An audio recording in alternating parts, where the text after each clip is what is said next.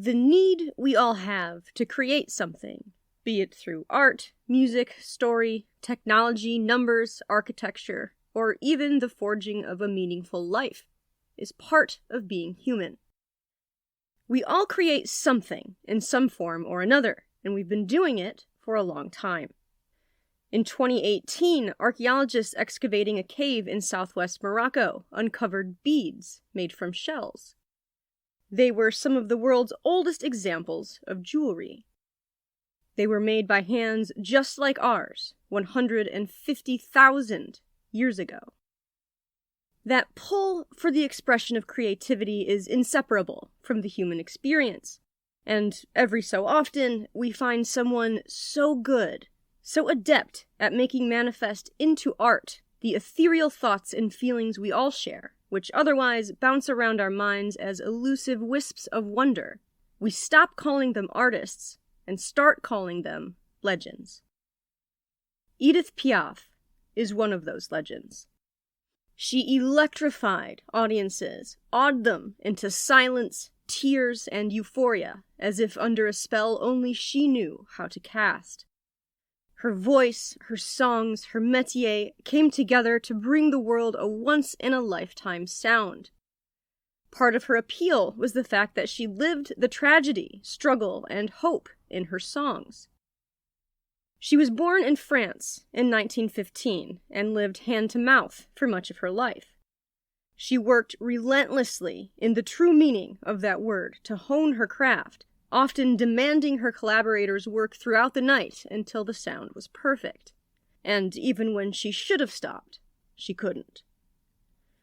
She specialized in chanson réaliste, a style of French music which remained popular from the late 1800s throughout the end of World War II, and often drew on themes of the poor and working class of Paris. She sang ballads, most of which dealt with love and the sorrow that comes with losing it. If you ever had your heart broken, Édith Piaf has a song for you. And if you never have, she could break it for you and hand it back to you at the end of a performance, welded back together by the fire of her voice. In France, it would be hard to find someone who hasn't heard of Édith Piaf.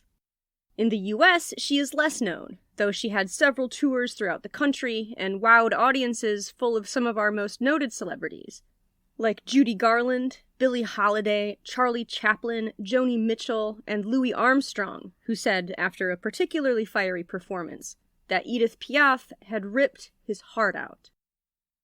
Her life was just as astounding as her music, from watching her mother sing for their food in the streets of Paris to traveling with her acrobat father with the circus as a child. She learned from birth how to capture an audience. Her story is largely one of survival. The twin themes of tragedy and love so often found in her songs were no coincidence. Songs like Je Ne Regrette Rien, I Regret Nothing, and La Vie en Rose, Life in Pink, are probably her most recognizable, and I beg of you that after this you listen to them both, even if you already know them, because after learning the history of her life, they will evoke an even greater sense of awe. Obviously, I'm a fan. Not everyone was. She did have critics. Everybody does. Back then, just like now, the papers loved a scandal, and Édith gave them a few, though she seemed to have the ability to brush off the stigma of social judgment as if it were a fly innocuously buzzing through her house on a hot day. I cannot wait to tell you her story. This will be a two-parter. I just couldn't fit everything about her life into one episode that wasn't 2 hours long. So the finale will be available 3 weeks after this one. Now, let's examine the life of a legend. This is the true story of the great chanteuse, Édith Piaf, who knew better than anyone how to sing her way through a broken heart and still somehow find a way to love again. I'm your host, Kristen Robine Terpstra, and this is the History Cache. Let's have a look inside.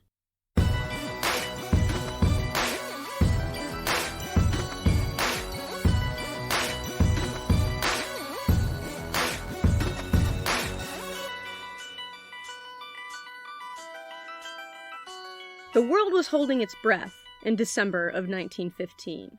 World War I had erupted over a year before, and on December 19th, just 5 days before the last Australian troops were evacuated from Gallipoli, Édith Piaf was born to an acrobat and a street singer. Her name, Edith, is pronounced Édith in France.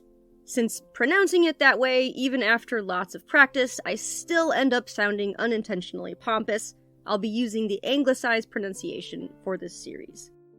If you're a native French speaker listening to this podcast, and I can see there are a few of you based on my Podbean statistics, that's probably going to make you want to throw your earbuds in a river. So my apologies that my Michigan accent wins out, and I won't be perfectly pronouncing Edith or Edith's name in this episode. But honestly, her story is so phenomenal, I don't think my accent can ruin it. Edith's story has been told before, in movies, plays, and several biographies. The best biography I found, and the one I used as the main source for this episode, is the 2011 biography by Carolyn Burke called No Regrets, The Life of Édith Piaf. Burke was first introduced to the work of Piaf while she was still alive in 1959, using her songs as a way to learn French while studying in Paris. 48 years later, while standing at Edith's grave in Père Lachaise Cemetery next to her friends and family gathered on the anniversary of her death, Burke decided then to write a biography. Writing the book took her 3 years, and she was given access to previously unreleased sources of information, like letters Edith wrote to her mentor and several of her lovers. She also met numerous collectors and was given access to archives with extremely rare material, like home movies and recordings not available anywhere else. I highly recommend this book, as it's probably the most accurate biography out there, and does a great job of corralling the many other sources on Edith, some of which are contradictory and, given their penchant for myth-making, less reliable. The most famous rendition of Piaf's life is probably the 2007 film Vien En Rose. Burke had some issues with the movie, including their overemphasis on Edith's addictions, which she felt distorted her legend and compromised truly showcasing her artistry. I liked the movie, and I thought the actress Marion Cotillard was incredible. Her role as Edith won her an Academy Award for Best Actress, and she deserved it. But I absolutely understand why Burke doesn't like the film. It surprisingly skips some important details on the star's life, like the fact that Edith helped shelter many Jewish friends during World War II, and played a huge role in the French resistance by smuggling false identity cards into Germany at the height of the war to help prisoners of war escape. She saved lives this way, at the risk of losing her own. Edith also mentored several artists who would go on to celebrated fame. They probably wouldn't have without her tutelage. She also wrote nearly 100 songs on her own, which were set to music by her favorite collaborators, including Marguerite Monod. The two of them, according to Burke, became the first known female songwriting team of their kind. None of this was touched on in the movie, which chose to focus solely on the tragedy of her childhood, love affairs, and addictions. Burke's book focuses on deconstructing the myth around her life and emphasizes the important aspects glossed over by the film and previous renditions of her life and career. It's my intention that this podcast will likewise be an honest, thorough tribute to her life. That life began as modestly as it could have. Edith's early life is blurry, even she didn't remember much of it. Either that, or she chose not to talk about it much. She was born in Belleville, a diverse, working-class neighborhood which French singer and actor Maurice Chevalier called the capital of the outskirts of Paris. According to Burke, Piaf told a reporter her mother nearly gave birth to her on the street. This story later turned into a myth of her mother literally giving birth to her right on the street. However, in the city hall of the 20th arrondissement, there's a document signed by a nurse and 2 hospital employees, stating that at 5 a.m. on December 19, 1915, Edith Giovanna, her birth name, was born to her mother Annetta Giovanna Maillard. She was listed as a singer, and her father, Louis Gassion, who was not present at the birth, was named as an acrobat. Piaf was a stage name that would come later. According to Burke, Edith was named after the war hero Edith Cavell. She was an English nurse who was executed by a German firing squad 2 months before Edith was born for organizing an escape route through Belgium for wounded soldiers. During the next World War, Édith Piaf would live up to the heroics of her namesake. While the circumstances of Piaf's birth have been exaggerated, her poverty and constant struggle of living hand-to-mouth are not. Her father was absent for her birth because the good-looking, less than 5-foot-tall contortionist and acrobat was fighting in the trenches of eastern France during World War I. He would miss most of the first several years of her life. Even after the war, her father was often absent, working as a traveling acrobat with various circuses and dealing with a drinking problem. Edith came from a long line of circus entertainers. Her father got his start in the Gassion family circus in the 1890s, and before he was called to active duty, he worked for his father, Victor, Edith's grandfather, an equestrian who directed the circus along with Edith's grandmother, Louise Léontine. Louis' 4 sisters, Edith's aunts, all worked as trapeze artists. Her mother, Annetta, known as Lean, met her father in 1914, just a year before she was born. Her mother also came from a line of entertainers. Louis met her at a fair where, according to Burke, she was selling sweets and singing for whoever would listen, while her mother, Edith's maternal grandmother, Aisha, a Moroccan Berber sideshow artist, earned coins by showing off her menagerie of fleas she carried around in a matchbox. By that time, her maternal grandfather, an animal trainer, had passed away. It's possible the 2 young lovers, Louis and Lean, found a connection in their pasts and their similar family histories.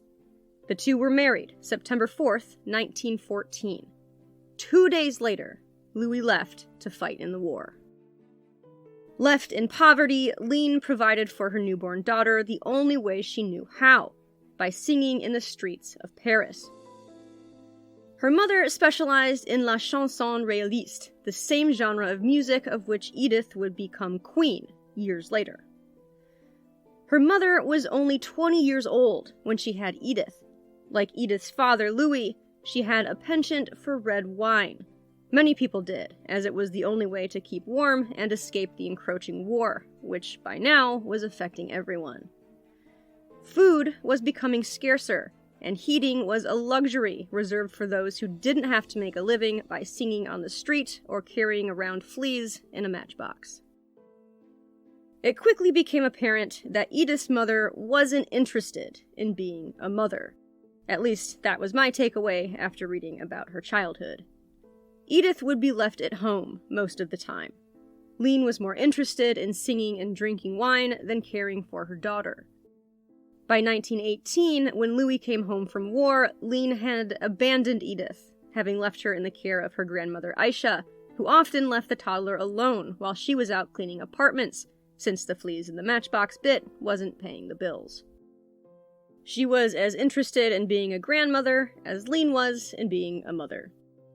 By the time Louis returned, Lean no longer wanted to be a wife either. Louis came home to a greatly malnourished and ill 3-year-old, and Louis wasn't all that interested in being a father. Thankfully, he was at least keen on seeing Edith survive childhood, and if she had continued in her current state, it was definitely possible she would have died before the age of 5. He too would abandon her for quite some time, but not before putting her in someone else's care. Most of the people who were supposed to love Edith would abandon her in some way in her earliest years. This lack of love and neglect would affect her psychologically for the rest of her life. Louis, possibly accompanied by his retired acrobat sister Zaza, took Edith to Bernay in Normandy. His parents, Edith's grandparents, had retired here after giving up the traveling circus lifestyle. Bernay was a conservative town, and the people there gossiped about the Gassions, their old way of life, and especially their new one. Edith's grandmother, Léontine Gassion, known as Mamantine, had become the manager of a brothel. Though the townsfolk found this wildly inappropriate, it didn't keep them from taking advantage of the brothel's services when their neighbors weren't looking. Louis would leave the 3-year-old Edith here to live in the 3-story brothel with her grandmother for the next 4 years. Her grandmother, Mamantine, like the rest of her relatives, wouldn't show Edith the warmth she needed and craved. However, the women who worked in the brothel doted on her. According to Burke, some of the women at the brothel may have had their own children taken away from them, and this 3-year-old abruptly dropped off by her father would have been a welcome distraction from their own set of problems. Despite the atmosphere being cloaked in cigarette and pipe smoke, while customers sipped absinthe and listened to the booming of the player piano, Edith began to heal. Although her illness was leaving her, Edith couldn't seem to shake a terrible eye infection. She could barely see out of either of her eyes.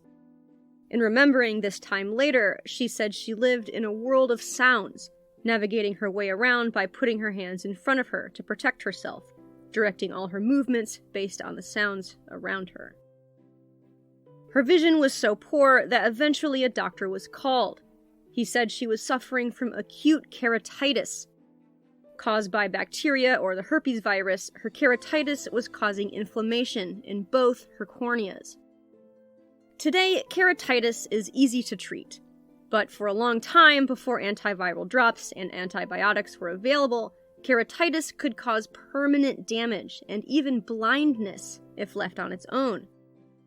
The doctor prescribed an ointment for Edith, but it would take some time for her sight to recover. In the meantime, the women took Edith with them while they ran errands and managed the house, which gave Edith some sense of normalcy and consistency for the first time. They chipped in to buy her toys, and from the accounts I've read, genuinely seemed enthralled with the young girl. Not satisfied with the slow-working doctor's remedy, some of the women took Edith to the grave of Saint Therese, which was nearby in Lisieux. Mamantine organized pilgrimages there every week, where they would pray for Edith's recovery. Eventually, after some time using the ointment, her eyesight did recover. For the rest of her life, she would ascribe her healing to Saint Therese and not the medicine she was using.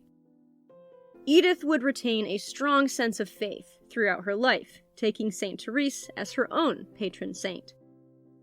She attended elementary school for a few years, and she was a fast learner, though she didn't stay in school long enough to become more than semi-literate until adulthood. She was sharp, with a strong ability for memorization. This ability would come in handy later, as she wasn't able to read music, but could memorize any song after hearing it. School was not a fond memory for Edith. Everyone knew where she lived and what her grandmother did for a living. The other children threw rocks at her, mocked her, called her the child of the devil's house, as if she had anywhere else to go. Even during these early, difficult years, Edith already loved to sing. Neighbors would stop what they were doing to listen. According to Burke, on some nights her grandparents would take her to the local cafe, where they would stand her on a table and let her sing for the crowd. In these moments, Edith found the validation she was starved for. She learned early and quickly that 1, she could sing. I mean, really sing. And 2, that singing was a consistent way to get the love and attention she lacked elsewhere. Singing brought her comfort, and it would be the most important thing in her life, all the way until the end. During these years, she did see her father Louis from time to time. Once Edith turned 7 and was old enough to understand what was transpiring in the brothel, it was decided it was time for Louis to take Edith with him. This might have been his idea, no one is completely sure, and everyone involved is now past. Having a young child with him would have certainly inspired more generosity from patrons on the street as he performed his acrobatics, which was a tempting thought. It's also possible Mamantine finally told him to take charge of his own child. Whatever the cause, that's what he did. Louis signed them up with the Covertly circus in Belgium for a long tour. Edith, at 7 years old, was joining the circus. Here, she would start learning the nuances of performance, and she'd learn exactly how to win a crowd.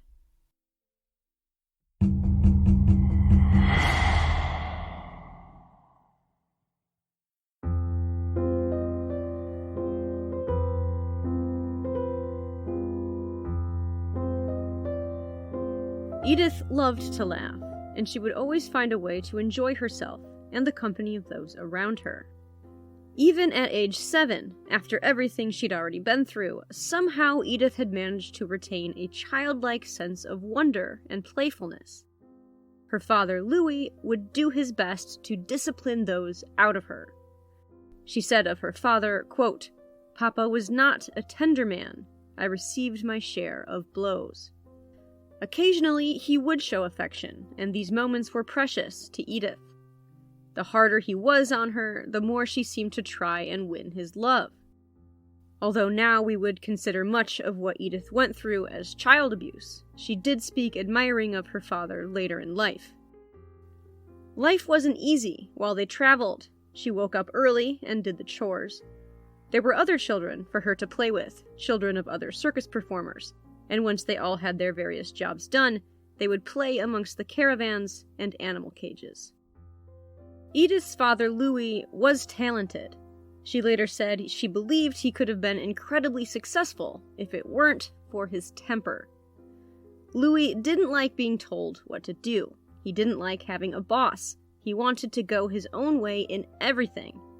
He also didn't have much discipline, and his emotional immaturity made him difficult to work with. He didn't last long in the circus. He left Belgium, sold their trailer, and set off alone with Edith, traveling and working in France, wherever he could find a crowd.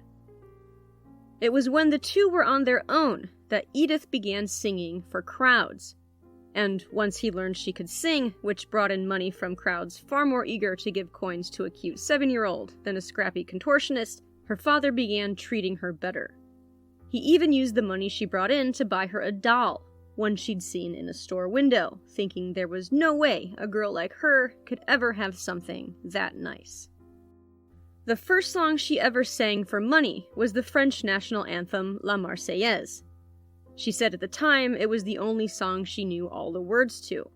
Her street performances doubled their income. Edith had seen her mother perform.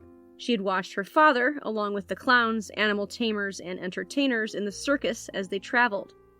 She had been learning as she watched, soaking all of it in, discovering how to charm a crowd and give an audience what they wanted. Once, a couple was so entranced by the young child's voice, they offered Louis 100,000 francs, essentially offering to buy her. He refused, telling them if they wanted a child, they should go make their own. Her father had relationships while they traveled, though he was still technically married to Edith's mother. Sometimes the women were kind to Edith, sometimes they were abusive. Eventually, one of Louis's girlfriends became pregnant, but they lost their son shortly after his birth. This was the second brother Edith had lost, though the first, a boy named Herbert, born in 1918, was still alive, but he had been taken by state social services shortly after he was born. After her father and his girlfriend lost their baby, the 10-year-old Edith ran away. She took a train, telling the passengers her parents beat her and she was running away to her grandmother's. Louis came after her, but not until she made it all the way back to Bernay, where her grandmother lived. I know adults who couldn't navigate their way across a whole country on trains with only pocket money, but it was no problem for the increasingly clever and self-reliant Edith. She knew how to read people. She had to know how. She grew up in a chaotic environment, several of them. The adults in her life weren't emotionally stable. Both her parents struggled with alcohol addiction, her mother with drug addiction, and she never had a stable home where she could actually feel safe. This could have caused her to become hypervigilant. According to psychology professor Dr. Matthew Tall, hypervigilance can be a trauma response for children raised in abusive environments. Abandonment, ridicule, constantly having any sense of stability taken away all together with dodging the anger issues of her father, put Edith on guard constantly, as she was always having to scan for threats. I'm not a psychologist, but I wouldn't be surprised if part of the reason Edith was so good at reading people and working crowds was because she had to learn how to be acutely aware of the behavior of those around her in order to survive. And by age 10, Edith knew how to survive. Eventually, Louis traded life on the road for a life back in Paris. We don't know why. Edith's memory of her early years was blurred, and she changed her telling of things from time to time. According to Burke, they may have returned to Paris due to Louis's reconciliation with Edith's mother Annetta, who now went by her stage name of Lean Marsa. When her mother approached her and asked for a kiss, the young Edith simply replied her father didn't let her kiss strangers.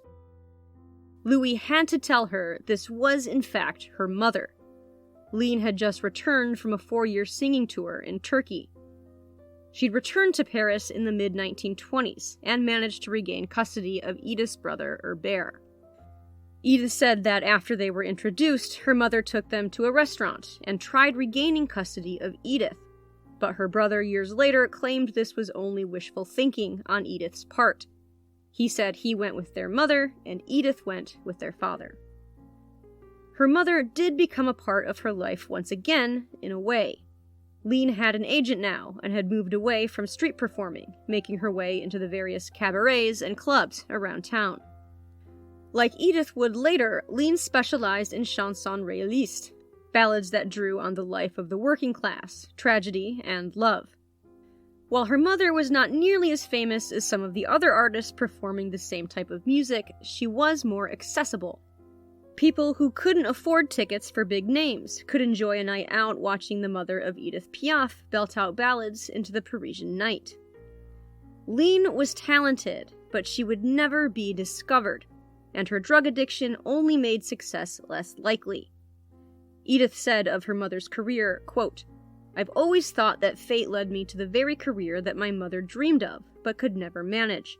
Not through any lack of talent, but because luck wasn't on her side." Unquote. We don't know if Lean coached her daughter or shared the secrets of their trade. We do know their family reunion wouldn't last long. She once again abandoned her son Herbert, who she left with friends until the welfare system took him once again. After this, Louis officially filed for divorce, giving the address of his residence as his mother's brothel back in Bernay. Then he and the now 13-year-old Edith once again set out for a life on the road. In 1930, when Edith was 15, her father met and lived with a woman only 5 years older than Edith. Her name was Yette. They relocated once again to Paris, and she gave birth to Edith's half-sister, Denise. Yette refused to marry Louis, despite the social stigmas of an unwed mother at the time. Edith ran away several times over the course of their relationship. Even when she was home, she spent most of her time away from the household. Like her mother before her, she sang in the streets of Paris, usually in Belleville. She was popular and often drew a crowd. She began to hone her skills here. She learned quickly, able to memorize a song after only hearing it a few times. People liked her charisma, her sass, and the way she could charm a crowd with witty repertoire. She had what was called a Titi accent, typical at the time of the poor working-class Parisian neighborhoods. This made her even more appealing to the diverse crowds in the streets and cafes where Edith formed her first repertoire of songs. According to Burke, when Edith turned 16, Paris was under the tightening grip of the Great Depression, which had made itself felt in France. There weren't many opportunities for someone like Edith. She was poor, didn't have much of an education, and lacked any middle-class manners. By this time, Louis had agreed to let his daughter have her own apartment, as long as she could pay for it on her own. She tried a few times to hold down a job in several different creameries, but usually ended up being fired after only a few days. I couldn't find exactly why. I wonder if Edith, like her father Louis, didn't like being told what to do after so many years of wayward living. Eventually, Edith met a friend and wanted to hire her to help pass the hat as she sang, the same way she had done for her father when he'd been performing. Apparently, two people, even if one wasn't performing, made more money than a single person going solo. The young girl agreed to work for Edith. At 14, she was 2 years younger than Edith. She was a gymnast, but was currently working at a factory assembling car headlights. Burke describes her appearance as plain, with narrow, darting eyes. Her name was Simone Berthaud, though she went by Mamone. She and Edith would remain friends for years, tumultuously. Mamone would grow jealous and increasingly resentful of Edith's success and leave her side several times, sometimes causing damage as she went. Eventually, Mamone would write a highly contradictory and greatly critiqued book about their years together, where she claimed she was Edith's half-sister. We know she wasn't, and if you're looking for an accurate biography on the life of Piaf, you won't find it in Mamone's account. According to Burke, Piaf years later said Mamone was her mauvaise génie, or evil spirit, who brought out the worst in her. But for now, Mamone offered Edith the companionship she needed, something she wasn't used to getting. Perhaps this is why Edith would always forgive Mamone's outbursts. The two traveled around Paris looking for crowds and avoiding the police, as street singing was illegal. Sometimes the two would be arrested, but after Edith belted out a few songs at the police station, they would be let go. There were more pressing matters, beside two young girls singing for coins. Inevitably, Edith fell in love for the first time. His name was Louis Dupont, known as Petit Louis. Eventually, they moved in together, and at first, things seemed to be as perfect as a love song, though their furnishings were Spartan at best. They'd eat from tin cans Edith warmed up on a hot plate, go see Charlie Chaplin movies with Edith completely unaware he would be in her audience one day. Louis worked as a delivery boy and would steal small things they needed, like plates and cutlery. Shortly after they began living together, Edith became pregnant. Now in need of extra money, Edith took a job at a boot factory, but was let go after they found out about the pregnancy. She was 17 when she gave birth at the same hospital where she was born. On February 11th, 1933, the couple's daughter, Marcelle, was born. Though she was still a child herself in many ways, Edith loved Marcelle, who they nicknamed Cécile. Edith went back to performing in the street since this brought in more money than Louis's delivery job. Petit Louis didn't like this, and their relationship began to unravel. Edith eventually left Petit Louis, though both he and Edith's father and stepmother tried talking her out of it. But when Edith made up her mind, good or bad, that was that. The two, however, did continue to raise Cécile together. Edith didn't want to abandon her daughter as her own mother had done. Eventually, Edith was offered a gig to sing at a club called Lulu's. Edith jumped at the chance, though Petit Louis hated the idea, as Lulu's was known to be a lesbian bar, as well as a place where prostitutes were said to find clientele. Edith wasn't bothered by anyone's sexuality, at least as far as I could tell. She didn't care if Lulu's was known as a lesbian bar. She cared that it was a real job. She was used to diversity, and she wasn't one to judge, especially since she knew what it was like to be an outcast herself. Petit Louis, however, said it was him or the job. She chose the job and took Cécile with her, moving to Pigalle, another neighborhood in Paris. She and her daughter moved in and out of hotels, sometimes with Mamone. Eventually, she set up residence at the Régence, a place known to be a meeting place for le milieu, the French mafia. Lulu was a hard boss, often docking Edith and Mamone pay if they were even minutes late. Often they would work until dawn, with Edith sometimes singing in the street after her performance at Lulu's. One morning, after returning home from work, the hotel receptionist told her that her husband had come while she was away and taken their baby. Edith and Petit Louis were not married. He may have just told the receptionist that so he wouldn't be arrested for kidnapping. He told Edith if she wanted to see her daughter again, she had to come back to him. This was an exceptionally heartless kind of blackmail. Edith refused to return to Louis, but she did send him money so he would give Cécile the care she needed. Without Cécile, Edith felt a painful void in her life, a life that wasn't getting any easier. Pigalle was a sketchy neighborhood at the time, and it could be dangerous. There was a tavern called Au Clair de la Lune next to the hotel. It was a regular spot for the mafia to congregate.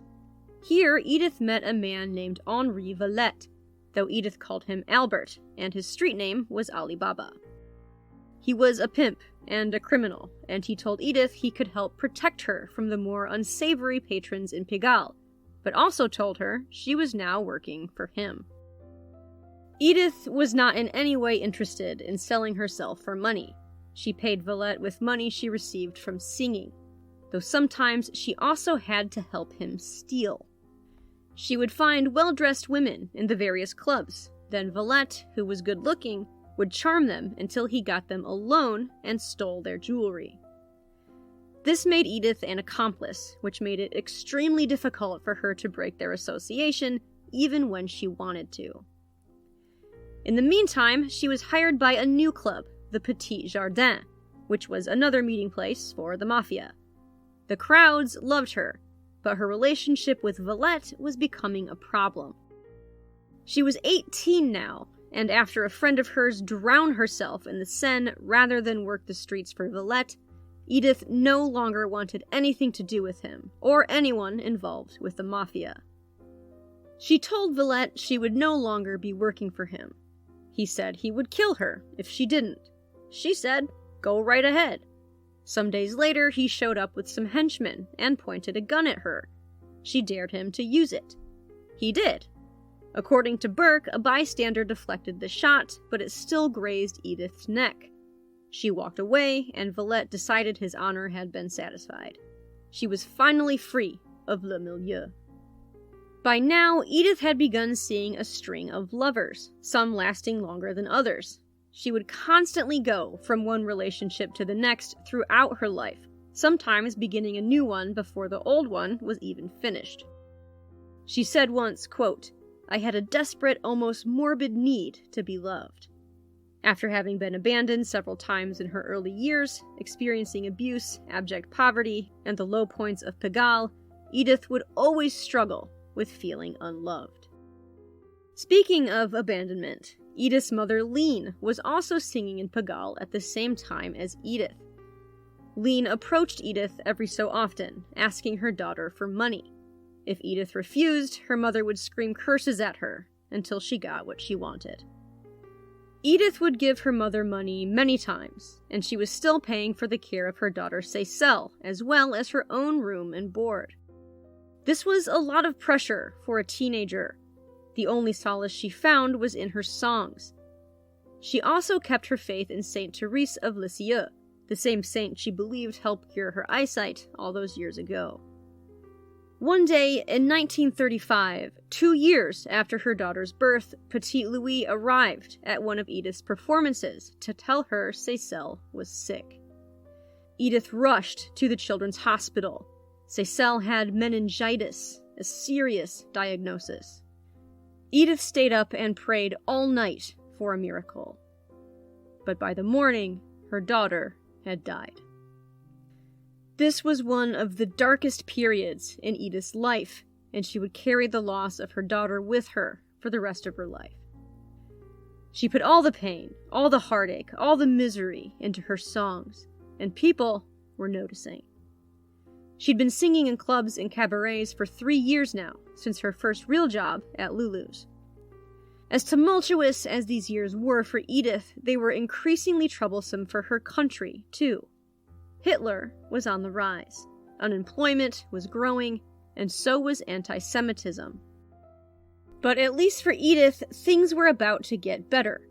In October of 1935, when she was 19, she and Mamon were singing on the street when she was approached by a man named Louis Lepelay. He asked her to come audition for his cabaret, called Le Gernis. Les Journeys was a chic establishment near the Champs-Élysées. Although Edith was incredibly nervous to audition, she was magnificent. He offered her a job singing for 40 francs a night, as long as she learned some new songs and wore some more presentable clothing. She immediately agreed. Soon, Louis became more than a boss. He became her first real mentor. Unlike the other authority figures in her life, Louis was kind. He was patient, rehearsing with her each afternoon as they worked on her repertoire. Eventually, he even took her shopping, choosing a simple black dress for her stage performances, a look she would keep for the rest of her life. For what may have been the first time, Edith found a healthy father figure and a friend who was genuine and wouldn't take advantage of her in some way. They shared a mutual trust, sympathy, and both had the same bad taste in men. Finally, she was ready for her big debut. Though nearly paralyzed with stage fright, Edith belted out everything they had practiced together, and she had done it perfectly. Louis Lepley was the first person to suggest the name Piaf, which is slang for sparrow. Edith had various stage names before, but now she needed something permanent, something real, something that fit the raw yet heavenly voice belting out in pitched perfection from this malnourished 4'10" girl who sang for coins on the street. Now she was no longer Edith Gassion. She was La Môme Piaf, the Little Sparrow. And the world would know her name. Even after her remarkable performance, Edith still lacked confidence. Louis reassured her, counseled her, and assured her that with some more hard work, she would be just fine. Through Louis, Edith made important connections. There was Jacques Bourgit, who quickly became a friend and another mentor. He would help Edith with learning proper French, almost in an Eliza Doolittle kind of way. He would also write songs for her. There was also Jacques Canetti, host of the popular Radio Cité radio program. After having her sing on the air, so many people called in to ask who she was that she returned to the show every Sunday for 12 weeks. Within the month, reporters were coming to Les Journeys to interview her. Audiences liked that she was unrefined, that her clothes were poor, that she came from a life of poverty. Her appeal reached beyond class barriers, and people from every walk of life seemed to find something they could like about this burgeoning little sparrow. The day before she turned 20, she recorded her first record, complete with 4 songs, with Jacques Canetti, the same man who'd had her on his radio program. Not long after that, she recorded 8 more. Later that month, she made a cameo in the film La Garçon.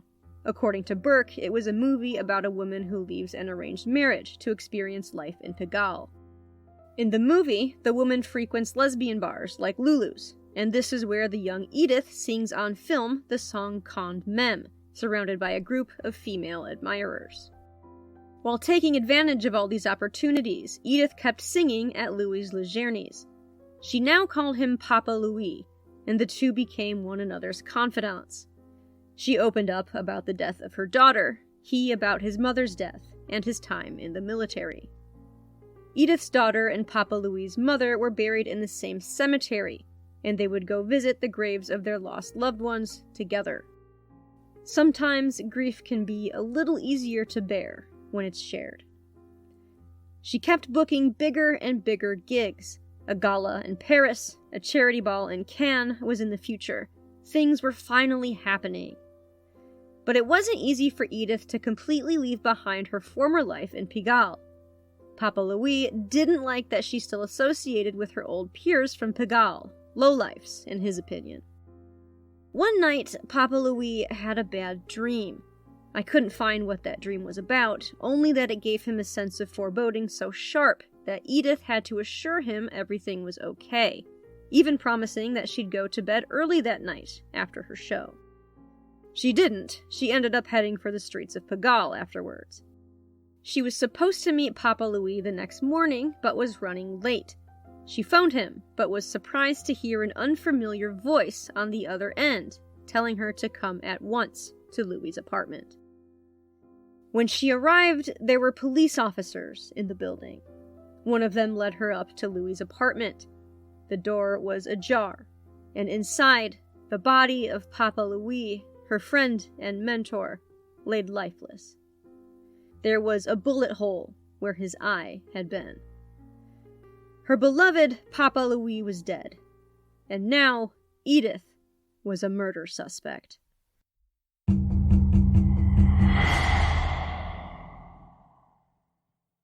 Don't you love it when you're left with a cliffhanger? I was going to try and get further in her story, but you know how much I love details. I believe the details of a life are where all the magic is hidden. This will only be a 2-part series. Originally, I wanted this to be a 1-episode story, but Edith's life is so rich and fascinating that I have to make this a 2-parter.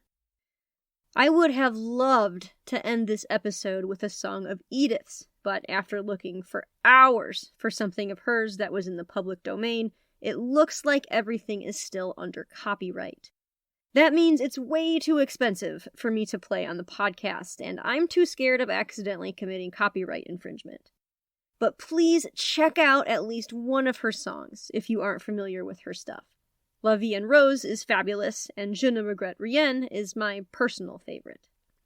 Apparently, it's a popular song on TikTok right now, because it was used in the Netflix series Wednesday, in the scene where Wednesday releases piranhas into a swimming pool full of jocks who bullied her brother. I can only guess, but I think Edith would have gotten a kick out of that.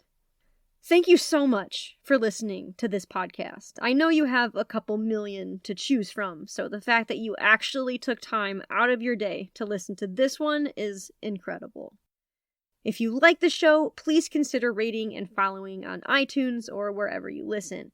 This really does help make the show more visible, and I'm terrible at self-promotion, so every review and subscriber really helps. I'll be back again in 3 weeks with the finale on the extraordinary Édith Piaf. Until then, if you'd like to get a hold of me, you can email me at historycashpodcast@gmail.com. You can find me on Twitter, I guess, but I don't post there too much. You can also find me on Instagram, and I try to post there more often. If you'd like to help support the show, you can check out my Patreon page at patreon.com/historycashpodcast.